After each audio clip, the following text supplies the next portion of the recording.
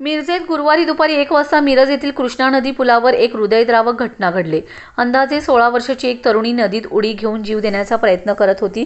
यावेळी गणेश विसर्जनाच्या कामासाठी महापालिकेचे अग्निशमन दल नदीकाठी बोटीसह तैनात होते। नदीवर लक्ष ठेवून असताना जवानांच्या नजरेस अचानक पुलावरून पाण्यात उडी मारणारी ही मुलगी दिसली। प्रसंगाचे गांभीर्य ओळखून जवानांनी क्षणाचाही विलंब न लावता तातडीने बोट त्या ठिकाणी नेली। फक्त काही क्षणातच अत्यंत शौर्य व तत्परता दाखवत अग्निशमन दलाचे रोहित निकम व विनोद मगदुम, महापालिका आरोग्य विभागाचे मुकादम कांतीलाल कांबळे यांनी मुलीला पाण्यातून सुखरूप बाहेर काढले। त्यानंतर तिला नदीकाठी आणत तिला प्रथमोपचार करीत तिच्या पोटातील पाणी काढले। तिला त्वरित ॲम्ब्युलन्समधून रुग्णालयात उपचाराकरिता दाखल करण्यात आले। जवानांचे शौर्य, जीवनदायी या धाडसामुळे निरपराध मुलीचा जीव वाचला। नदीकाठी जमलेल्या नागरिकांनी अग्निशमन दलाच्या या कार्याचे जोरदार कौतुक केले। गणेश विसर्जनासाठी तैनातीमुळे जवान घटना घडताच क्षणीच जवळ होते। हेच मुलीचा जीव वाचवण्यासाठी महत्त्वाचं ठरलं।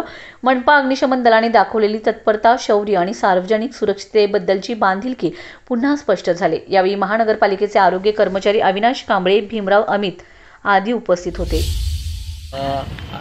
माननीय आयुक्त साहेब यांच्या आदेशाने तसेच अग्निशमन दलाची बोट घेऊन आम्ही कृष्णाघाट मिरज येथे 1.5 दिवसाच्या विसर्जन बंदोबस्तासाठी तैनात असता नदी पुलावरून एका मुलीने नदीपात्रात उडी मारली।